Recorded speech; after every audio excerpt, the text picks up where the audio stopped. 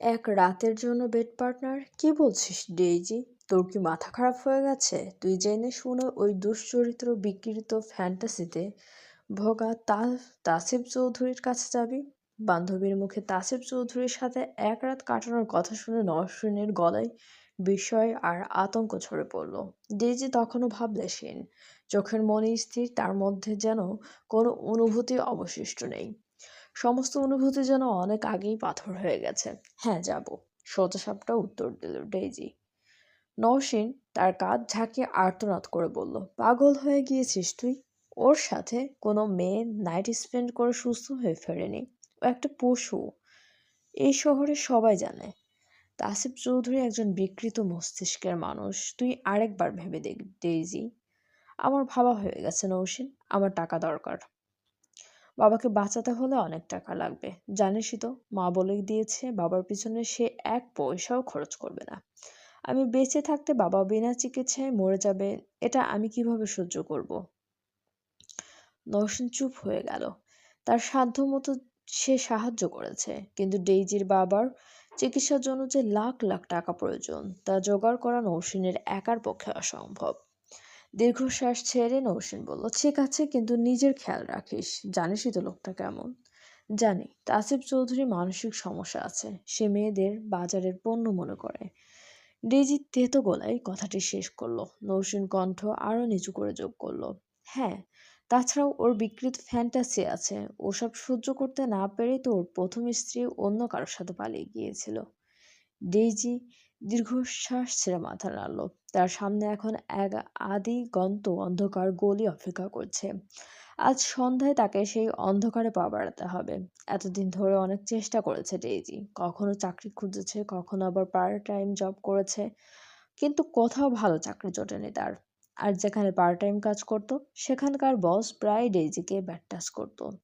School থেকে college, চেনা অচেনা বহু মানুষের কাছে থেকেই জীবনের কোনো না কোনো সময় এই অভিজ্ঞতার শিকার হয়েছে সে। সদ্য 18 পেরোনো ডেইজির সৌন্দর্যই যেন তার অভিশাপ। তার রূপ যৌবন অনেক পুরুষের মাথা ঘুরিয়ে দেওয়ার জন্যই যথেষ্ট। ছোটবেলাতেই ডেইজির মা মারা যান। মাত্র 7 বছর বয়স থেকেই শুরু হয় সৎ মায়ের নির্যাতন, যা আজও থামেনি। 5 বছর আগে ডেইজির বাবা গুরুতর অসুস্থ হয়ে পড়েন। ধীরে ধীরে তার শারীরিক অবস্থা আরও খারাপ হতে থাকে। প্রায় 1 বছর ধরে ডেইজির সৎ মা বাবার চিকিৎসা বন্ধ করে দিয়েছেন। তখন থেকেই ডেইজি পড়াশোনার পাশাপাশি টিউশনি করে নিজের ও বাবার খরচ চালিয়ে আসছে। কিন্তু এখন সে ভীষণ হতাশ। বাবার চিকিৎসার খরচ দিন দিন বাড়ছে, আর সব মিলিয়ে ডেইজির সামনে যেন আর কোনো পথ খোলা নেই। ঠিক সেই সময়েই তার মনে পড়ে তাসিফ চৌধুরীর কথা। ঢাকা শহরের দাপুটে ব্যবসায়ী তাসিফ চৌধুরী, বয়স 29। গায়ের রং তামাটে হলেও তার ব্যক্তিত্বে এক অদ্ভুত সম্মোহনী আকর্ষণ আছে। তরিকুল চৌধুরীর বিশাল সম্পত্তির একমাত্র উত্তরাধিকারী সে। কিন্তু বিত্ত বৈভবের আড়ালে তার যে এক অন্ধকার জগৎ আছে, সেখানেই আজ ডেইজিকে বলির পাঠা হয়ে যেতে হবে। ওয়েটিং জোনে বসে আছে ডেইজি। পরনে তার কালো রঙের শাড়ি, স্লিভলেস ব্লাউজ পরেছে সে। ঠোঁটে লাল টুকটুকে লিপস্টিক, ঠোঁট চোখে কাজল। নিজেকে বলির পাঠার মতোই সাজিয়ে এসেছে। যেভাবেই হোক আজ তাকে তাসিফের চোখে পড়তে হবে। কারণ তাসিফ চৌধুরী সব মেয়েকে ব্যাড পার্টনার করে না, কিংবা সবাই তাসিফের ব্যাড পার্টনার হতে পারে না। ডেইজি আহমেদকে ফর্সা মতো একটা ছেলে ডেইজির নাম উচ্চারণ করতেই বসা থেকে উঠে দাঁড়ালো ডেইজি। আমি, আসুন। ডেইজি কোনো কথা না বলে ছেলেটির পিছু পিছু একটা রুমের সামনে এসে দাঁড়ালো। দরজা খুলে গেল। ডেইজি বসে একটা মেয়ের রুম থেকে বেরোলে, কিন্তু তার চোখে মুখে ভয়ের ছাপ স্পষ্ট। মেয়েটি এক মুহূর্ত না দাঁড়িয়েই তড়িঘড়ি করে সেখান থেকে দৌড়ে পালিয়ে গেল। ডেইজির হাঁটু কাঁপছে। কি হলো, ভিতরে যাচ্ছেন না কেন? ছেলেটির কথায় হকচকিয়ে গেল ডেইজি। জি, যাচ্ছি। শুকনো ঢোক গিলে রুমে ঢুকে গেল ডেইজি। কিন্তু কেউ নেই সেখানে। সামনে আরো একটা দরজা আছে। ডেইজি ভয়ে ভয়ে সেই দরজাটা খুলল এবার। অফিস থেকে ভারী কণ্ঠস্বর ভেসে এলো, ভেতরে এসো। ডেইজির বুক কেঁপে উঠল। কাঁপা কাঁপা পায়ে সেই দরজাটা খুলে অন্য একটা রুমে প্রবেশ করলো সে। রুমটা মূলত মেসেজ রুমের মতো। রুমের এক পাশে টেবিল চেয়ার রাখা, আর অন্য পাশে মেসেজের জন্য বেড ও প্রয়োজনীয় জিনিসপত্র। তাছাড়া রয়েছে একটা আলমারি, তবে আলমারির মধ্যে কি আছে সে বিষয়ে জানে না ডেইজি। এদিকে এসো। দ্বিতীয়বার তাসিফ চৌধুরীর ভারী কণ্ঠস্বর শুনে নড়চড়ে উঠল ডেইজি। চেয়ারে বসে আছে সে, মুখ অন্যদিকে ঘুরিয়ে। ডেইজি শুকনো ঢোক গিলল। আবার? নাম কি? ডেইজি। কাঁপা গলায় জবাবটি দিল সে। তাছিপ এবার চেয়ার ঘোরালো। ডেইজির দিকে ফিরে বসল সে। পরনে তার সাদা রঙের প্রিমিয়াম কটন শার্ট, কনুই পর্যন্ত হাতা নিখুঁতভাবে ফোল্ড করে রাখা। কবজিতে দামি প্লাটিনাম ঘড়ি। তার গায়ের রং তামাটে, চলের হাড়গুলো তীক্ষ্ণ আর পুরুষালী।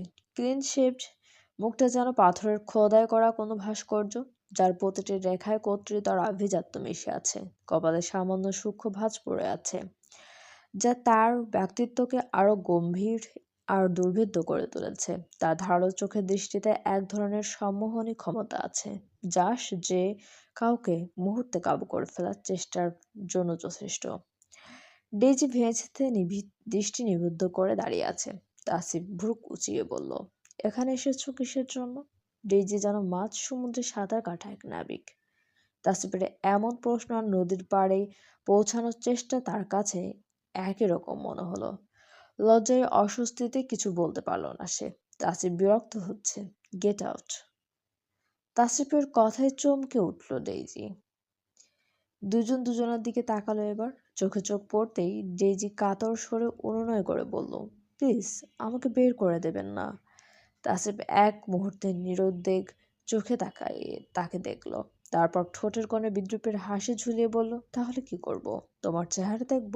ওহ ওয়েট, তোমারও তো এতক্ষণ ঠিকমতো দেখা যাচ্ছিল না। ডেইজি বুক ভরে একদলা শ্বাস নিল। হারাবার কিছু নেই তার, তাই মরিয়া হয়ে বলল, আমি এখানে আমি এখানে আপনার কাছে রাত কাটাতে এসেছি। প্লিজ আপনি আমাকে ফিরিয়ে দেবেন না। এক নাগাড়ে কথাগুলো বলে ডেইজি থামলো। তার হৃৎপিণ্ড তখন পাঁজরের নিচে ড্রাম বাজাচ্ছে। তাসিফ ভ্রু নাচিয়ে কিছুক্ষণ তার কম্পিত অধর পর্যবেক্ষণ করলো। তারপর চেয়ারে হেলান দিয়ে গম্ভীর স্বরে বলল, বেশ, এদিকে এসো। ডেইজির মনে হলো তার চারপাশের অক্সিজেন ফুরিয়ে আসছে। তাসিফ তাকে এত কাছে ডাকছে কেন? এখানে কি সব শুরু হবে? হাজারো আকাশ পাতাল চিন্তায় অবশ হয়ে আসা পা দুটো টেনে সে তাসিফের দিকে সামনের দিকে গিয়ে দাঁড়ালো। তাসিফের শরীর থেকে আসা দামি পারফিউমের ঘ্রাণ তার মাথা ঝিমঝিম করে উঠল। তাসিফে তার ধারালো দৃষ্টি ডেইজির মুখে নিবদ্ধ করে জিজ্ঞেস করলো, সিঙ্গেল? জি। তাসিফ বাঁকা হাসলো। সেই হাসিতেই এক ধরনের শিকারী তৃপ্তি ছিল। সে ধীর স্থির কণ্ঠে বলল, মিথ্যা বলছো? ডেইজি তৎক্ষণাৎ প্রতিবাদী হয়ে উঠল, আমি মিথ্যা কথা বলি না। তাহলে তুমি ভার্জিন? প্রশ্নটা যেন তপ্ত শলাকার মতো ডেইজির গায়ে বিঁধল। লজ্জায় আর অপমানে তার চোখ মুখ কুঁচকে গেল। দৃষ্টি মেঝেতে নামিয়ে নিল সে। কিন্তু পরক্ষণে অসুস্থ বাবার মুখটা মনে পড়তেই নিজেকে পাথর করে ফেলল। নিচু সরে জবাব দিল, হুম। তাসিফ ধীর গতিতে বসা থেকে উঠে দাঁড়ালো। তার দীর্ঘদেহী অবয়ব ডেইজির সামনে এক বিশাল ছায়া ফেলল। সে ডেইজির পেছনে গিয়ে দাঁড়ালো। তার তপ্ত নিঃশ্বাস ডেইজির ঘাড়ের কাছে এসে লাগছে। তাসিফ নিঃশ্বাস সরে ফিসফিস করে বলল, যদি ভার্জিন না হও তবে শাস্তি পাবে। আমি কিন্তু প্রতারণা একদম সহ্য করতে পারি না। ঠিক আছে, ডেইজি খুব অস্পষ্ট করে বলল। তাসিফ ধীর পায়ে হেঁটে সামনের আলমারির কাছে গিয়ে দাঁড়ালো। তারপর ইশারায় ডেইজিকে ডাকলো। ডেইজিও যান্ত্রিকভাবে তার সামনে গিয়ে দাঁড়ালো। তুমি নিশ্চয়ই জানো আমার কিছু নিজস্ব পছন্দ আছে। আমি সেভাবেই ইন্টিমেট হই। ডেইজি কেবল মাথা নেড়ে সম্মতি জানালো। সত্যি বলতে এই পছন্দ শব্দটার গভীরতা সে জানে না। কিন্তু তাসিফ যেমনই হোক, আজ তাকে এই অন্ধকার বৃত্তে ঢুকতেই হবে। ওয়েল, আমার পছন্দের কিছু জিনিস দেখে নাও। কথাটা বলে আলমারির দরজা এক ঝটকায় খুলে ফেলল তাসিফ। তার ঠোঁটের কোণে এক অদ্ভুত আর তৃপ্তির হাসি ফুটল। ডেজি পাথর হয়ে তাকিয়ে আছে। আলমারির ভেতরে সারি সারি রাখা হ্যান্ডকাফ, চামড়ার চাবুক আর নাম না জানা কিছু ধাতব বস্তু। সবকিছু তার চেনা নয়, কিন্তু যা দেখলো তাতেই তার রক্ত হিম হয়ে গেল। তাসিফ সত্যিই ভিন্নধর্মী, এক রহস্যময় আধারে ঘেরা মানুষ। লোকে যে তাকে বিকৃত মস্তিষ্কের বলে, তার চাক্ষুষ প্রমাণ এখন ডেইজির সামনে। লজ্জা আর অস্বস্তি ছাপিয়ে একরাশ অজানা আতঙ্ক ডেইজিকে আষ্টেপৃষ্টে জড়িয়ে ধরল। তাসিফ আলমারির ভেতর থেকে ধাতব একটা বস্তু বের করে হাতে নিয়ে নাড়াচাড়া করতে করতে করতে লাগলো। ডেইজির চোখের দিকে তাকিয়ে সে ধীর স্থির কণ্ঠে জিজ্ঞেস করলো, এগুলো বিডিএমএস সম্পর্কে তোমার কোনো ধারণা আছে? জানো এসব কি? ডেইজি শুকনো গলায় ঢোক গেল। শব্দটি সে আগে শুনেছে ঠিকই, কিন্তু এর গভীরতা বা এর সঙ্গে জড়িয়ে থাকা যন্ত্রণার তীব্রতা সম্পর্কে তার বিন্দুমাত্র ধারণা নেই। সে নিচু স্বরে বলল, না, ঠিক জানি না। তাসিফ একটা বাঁকা হাসি হাসল। আলমারির তাক থেকে চামড়ার তৈরি একটা স্প্লাঙ্কার আর অদ্ভুত দেখতে একটি বল গ্যাগ বের করে আনলো সে। বস্তুগুলো ডেইজির চোখের সামনে তুলে ধরে সে বলতে লাগলো, এটা হলো তোমার কথা বলার ক্ষমতা কেড়ে নেওয়ার জন্য, আর এটা এটা শরীরকে শাসন করার জন্য। আমার কাছে রিলেশনশিপ মানে সেফ ভালোবাসা নয়, এটা হলো কন্ট্রোল। আমি এখানে মাস্টার, আর তুমি হবে সাবমিসিভ। তুমি কি এই পেন নিতে পারবে? ডেইজি জেনে শুনে বিষপানের মতো দাঁড়িয়ে রইল। তার চোখের সামনে বারবার অসুস্থ ভাবা চেহারা আর হাসপাতালের বকেয়া বিলের কাগজগুলো ভাসছে। এই মুহূর্তে লজ্জা বা ভয় পাওয়ার চেয়েও বড় প্রয়োজন হলো টাকা। তাসরিফ যে মোটা অঙ্কের চেকটা তাকে দিবে সেটা ছাড়া ডেইজির আর কোনো গতি নেই। ডেইজি কাঁপা কাঁপা গলায় উত্তর দিল, আমি আমি পারবো। আপনার সব শর্ত আমি মেনে নেব। তাসিফ ডেইজির খুব কাছে এগিয়ে এলো। তার আঙ্গুল দিয়ে ডেইজির চিবুকটা উঁচিয়ে ধরে বলল, অসহায়ত্ব তোমাকে অনেক সাহসী করে তুলেছে দেখছি, গুড। কিন্তু মনে রেখো ডেইজি, একবার এই গেম শুরু হলে মাঝপথে ফিরে যাওয়ার কোনো রাস্তা নেই। তাসিফের প্রতিটি কথা ডেইজির কানে সজোরে আঘাত করছিল, যেন অদৃশ্য কোনো চাবুক তার সত্তাকে ক্ষত বিক্ষত করে দিচ্ছে। সে স্থির হয়ে দাঁড়িয়ে থাকলেও তার ভেতরটা তখন এক ভয়াবহ রণক্ষেত্র। সে কেবল মাথা নেড়ে সম্মতি জানালো। ডেইজি আলমারির দিকে তাকাতে পারছে না, আবার চোখ সরিয়ে নেওয়ারও জো নেই।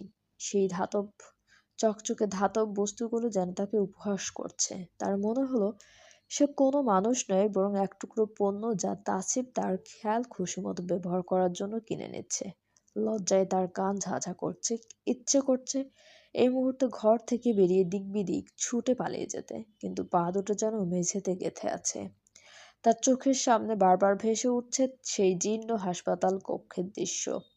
নিজের অবস্থানের কথা ভেবে সমস্ত ভয় আর সংকোচকে পাথর চাপা দিল সে। ডেজি মনে মনে নিজেকে বলল, লজ্জা তো তাদের জন্য যাদের ফেরার জায়গা আছে, আমার তো পালানোর পথও নেই। সে দীর্ঘ শ্বাস গোপন করে নিজেকে শক্ত করার আপ্রাণ চেষ্টা করলো। তার শরীরের প্রতিটি কোষ বিদ্রোহ করছে, অজানা যন্ত্রণার কথা ভেবে হাড়ের ভেতর পর্যন্ত কাঁপছে, কিন্তু তার মুখাবে সে এক অদ্ভুত জড়তা ফুটিয়ে তুলল। সে জানে আজ রাতে ঘরের দরজার ওপাশে তার ব্যক্তিত্ব বলতে কিছু অবশিষ্ট থাকবে না। সে হবে কেবল তাসিফের একটা খেলনা। এই যে চরম অবমাননা, এই যে নিজের অস্তিত্বকে বিকিয়ে দেওয়া, এর চেয়ে বড় কোনো যন্ত্রণা হতে পারে বলে ডেইজির জানা নেই। তবু বাবার প্রাণ বাঁচানোর বিনিময়ে নিজের এই তিল তিল করে মরে যাওয়াটাকে সে ভবিতব্য হিসেবে মেনে নিল। তাসিফ যখন আবার তার দিকে এগিয়ে এলো, ডেইজি চোখ বন্ধ করে ফেলল। এক ফোঁটা তপ্ত অশ্রু তার গাল বেয়ে গড়িয়ে পড়ার আগেই সে সেটা মুছে নিয়ে তাকালো। তার সেই চাউনিতে এখন আর লজ্জা নেই, আছে কেবল এক শূন্যতার ভরা আত্মসমর্পণ। তাসিফ ডেইজির চোখের সেই শূন্য চাহনি আর পাথরের মতো স্থিরতা গভীর মনোযোগ দিয়ে পর্যবেক্ষণ করলো। এর আগে অনেকে এসেছে, সুন্দরী, স্মার্ট, আধুনিক, কিন্তু আলমারির ভেতরের সরঞ্জামগুলো দেখার পর বা তাসিফের অন্ধকার ফ্যান্টাসির কথা শোনার পর তাদের চোখে সে যে তীব্র ঘৃণা আর আতঙ্ক ফুটে উঠত, তা তাসিফকে তৃপ্তি দিতে পারেনি। তারা পালিয়ে বাঁচতে চেয়েছে, কিন্তু ডেইজি আলাদা। তার চোখে ভয়ের চেয়েও বড় এক অতল হাহাকার আছে। তাসিফ আলমারিটা শব্দ করে বন্ধ করে দিল। তার মুখে এখন এক পৈশাচিক সন্তুষ্টির ছাপ।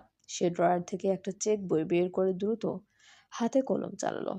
তারপর একটা ব্লাঙ্ক চেক ডেইজির দিকে বাড়িয়ে ধরল। আজ পর্যন্ত এই আলমারি দেখে কেউ এখানে দাঁড়িয়ে থাকার সাহস করেনি। তুমি পাশ করে গেছো ডেইজি।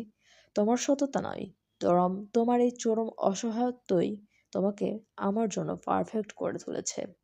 ডেজি কাঁপতে কাঁপতে চেকটা হাতে নিল।